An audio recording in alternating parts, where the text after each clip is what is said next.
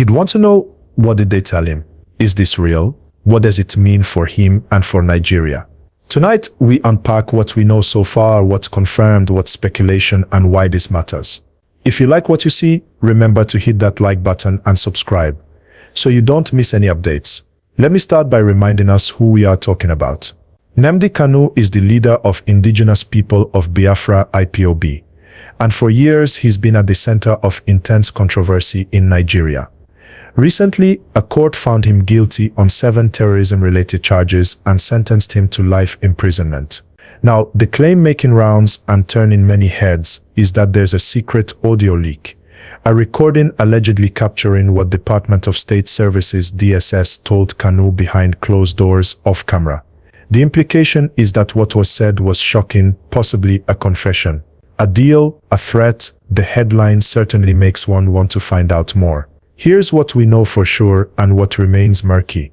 The court proceedings against Kanu have recently produced headlines. His appeal against alleged rights violation by DSS and the Attorney General was struck out, on the grounds that his life sentence and imprisonment made the appeal academic. Prior to that, among the evidence the DSS presented against him was that his radio station, Radio Biafra, was operating illegally, specifically importing a radio transmitter without proper license. That was part of the case against him. There have also been public accusations from Kanu's camp that DSS witnesses gave false evidence. But, and here's where things get tricky, I found no credible verified record in the public domain confirming the existence of a recorded secret audio leak in which DSS officials told Kanu something shocking off camera. No mainstream news outlet, no court document, no official DSS statement appears to have published or confirmed such an audio. That means the headline you saw could be a form of speculation, a leak claim yet unverified, or even clickbait.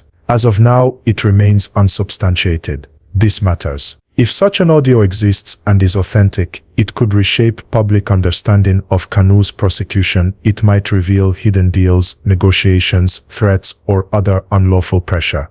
That might affect appeals, public opinion, and even international reactions, especially since the sentencing of Kanu has already stirred strong reactions among supporters and critics alike. On the other hand, if this is unverified, it risks fueling misinformation and false hopes among supporters, or undue panic depending on what the claim implies. For a country with deep ethnic and political tensions, especially surrounding the legacy of the defunct state of Biafra, the consequences of unverified leaks can be serious. So what should you do? What should we do as watchers of this unfold? Demand transparency. If there's an audio, media outlets and relevant authorities need to make it public or at least confirm its existence before we treat it as fact. Stay skeptical until independent verification emerges. Treat any leaked audio headline with caution. Keep informed. Follow credible news outlets. Watch for official court statements, public records, or credible whistleblower testimony. Engage in discussion, but responsibly. Don't spread unverified claims as fact. For now, that's where we are. Claims of a secret audio leak swirling online, no public verification, and a high-stakes context involving a controversial figure, a proscribed organization, and deep political tensions. I dug through the recent court reporting, independent outlets, and verified wires to separate the facts from the rumor. What I found confirms some important things, and also confirms that the dramatic secret audio claim remains, at best, unverified by reliable sources. The Federal High Court has admitted multiple audio and video clips as prosecution evidence in the government's case against Nnamdi Kanu. Those pieces relate to alleged broadcasts and footage said to incite violence and to prove the operation of Radio Biafra without license. The court has played and marked those materials in open proceedings. Let me be plain. There is a difference between audio evidence played in court, which the prosecution openly tendered, and which you can expect to be reported by mainstream press, and a secret off-camera audio leak that claims to capture private, informal conversations between DSS operatives and the defendant. The publicly admitted audio clips are part of the prosecution's exhibits. They are not the same as a private, leaked recording of what state security operatives allegedly told Kanu behind closed doors. So far, I could not find any credible outlet that has produced or verified such a private off-camera recording. If you saw a viral clip or a social post claiming otherwise, it is either referencing the court audio, which is public evidence, or it is circulating unverified material. Treat it accordingly. We should also remember the other threads running through this case because they explain why rumors and leak claims spread so quickly. First, the prosecution's case included technical and documentary evidence. For example, testimony that Radio Biafra's transmitter was imported without the necessary license. That detail became a strong element of the state's narrative and has been widely reported. Second, the trial has been highly public and polarizing. Supporters see Kanu as a political victim. Opponents view him as a security risk. That polarity creates fertile ground for dramatic headlines. Third, social media channels and partisan platforms keep circulating different versions of events, sometimes mixing genuine court audio with commentary or doctored clips. For viewers, that mix is confusing and potentially dangerous. So again, like and subscribe if you find this helpful. It keeps us accountable to verify. Let us run through plausible scenarios so you can judge for yourself what the stakes are if a genuine off-camera audio were to surface. If the audio existed and showed the DSS negotiating, pressuring, or promising something to Kanu that could become grounds for claims of misconduct, possible fresh legal motions, and renewed public debate about the fairness of the process. Courts have to deal with chain of custody and authentication. Defense lawyers would push hard to use such material if it supported their case. Conversely, the prosecution would move to discredit it. This would likely land back in court and in the appeal record. If the audio showed Kanu admitting actions or acknowledging plans, it could reinforce the prosecution's case, but the defense would still challenge authenticity, context, and admissibility. Digital audio is easy to manipulate, and courts are rightly cautious before relying on such material. That's why judges order forensic verification before admitting recordings as evidence. If the audio is fake or misattributed, its circulation would risk inflaming tensions unnecessarily, energizing supporters on false pretenses, or worse, it could spur reprisals in already sensitive communities. That's dangerous for national stability. So the responsible course is verification before amplification. Now a quick look at what credible reporting says about how the prosecution has built its case so far. The government played videos and audio alleged to be Kanu's broadcasts and used documentary proof about the illegal importation and operation of broadcasting equipment.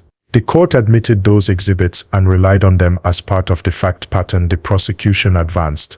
The public record therefore contains court-played audio, not some secret off-camera whisper caught in a corridor. What about the DSS themselves?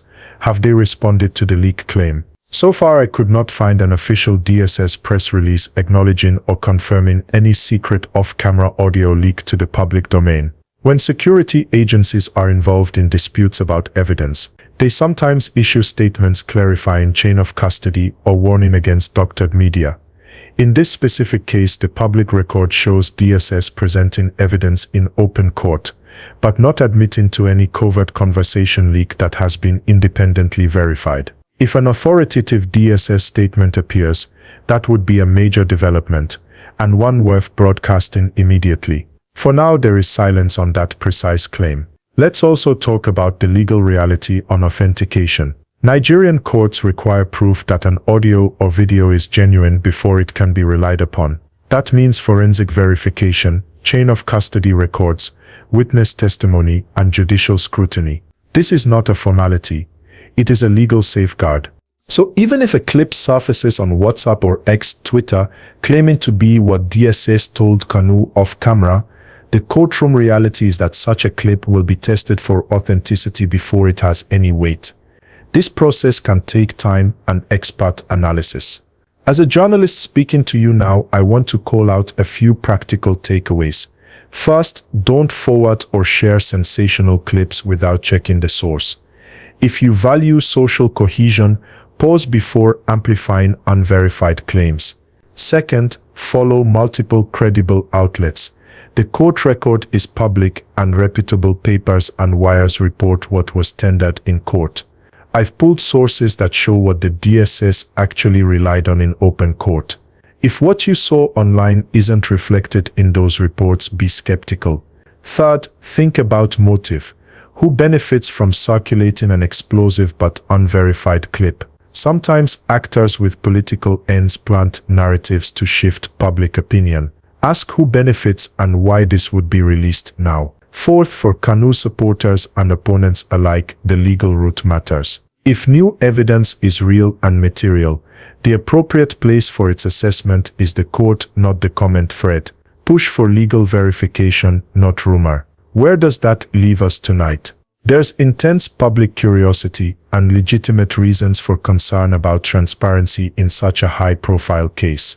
There are court-admitted audio and video exhibits that form part of the prosecution's case. But the dramatic claim that a secret off-camera DSS audio revealing shocking off-the-record instructions has been leaked and authenticated is not supported by reliable reporting at the time of this update. If you have seen that leak being touted, treat it as unverified until credible outlets or forensic analysts confirm it. I will keep monitoring this, and if a verified recording surfaces or if the DSS or the court publish clarifying statements, I will bring you the evidence, the context and the legal implications. For now, keep your skepticism healthy and your demand for verified facts loud. And if you found this update useful, like this video and subscribe so we can keep digging and bring you clear, calm reporting. Share with someone who needs to hear the facts rather than the noise.